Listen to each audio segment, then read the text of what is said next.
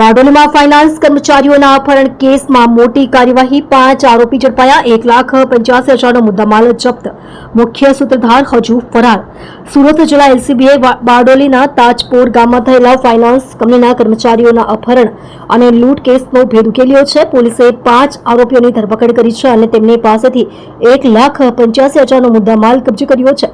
ગત 5 સપ્ટેમ્બરે નવસારીની શ્રી કૃષ્ણ ફાઇનાન્સ કંપનીના કર્મચારીઓ નવીન કાર્તિકેયન અને રૂપન ચક્રવર્તી પૈસાની ઉઘરાણી કરી પરત ફરી રહ્યા હતા।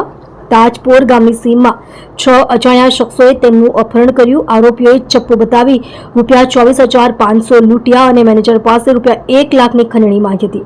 પોલીસે બમરોલીથી ગોતાસર ગામના માર્ગ પરથી સમીર ઉર્ફે સેમ ગામિત, રાજ ઉર્ફે રાજલા રાજભર, તનેશ ઉર્ફે તનો પાડવી, દેવ ઉર્ફે દેવલો રાઠોડ અને સાગર વસાવાને ઝડપી લીધા છે। તેમની પાસેથી લૂંટના ₹15,170 રોકડા, 3 મોટરસાયકલ અને 4 મોબાઈલ ફોન મળ્યા છે। પકડાયેલા આરોપીઓમાં સમીર ગામિત અને રાજ રાજભર જાન્યુઆરીમાં એક વેપારીની લૂંટમાં સંડોવાયેલા હતા। અન્ય આરોપીઓ સામે પણ વિવિધ પોલીસ સ્ટેશનમાં ગુના નોંધાયેલા છે। કેસનો મુખ્ય સૂત્રધાર સાહિલ સમીર પઠાણ હજુ ફરાર છે। પોલીસે તેને પકડવા માટે તપાસ તેજ કરી છે। તમે જોઈ રહ્યા છો સેવા ટાઈમ ન્યૂઝ ચેનલ અજમલ જાતવની સાથે।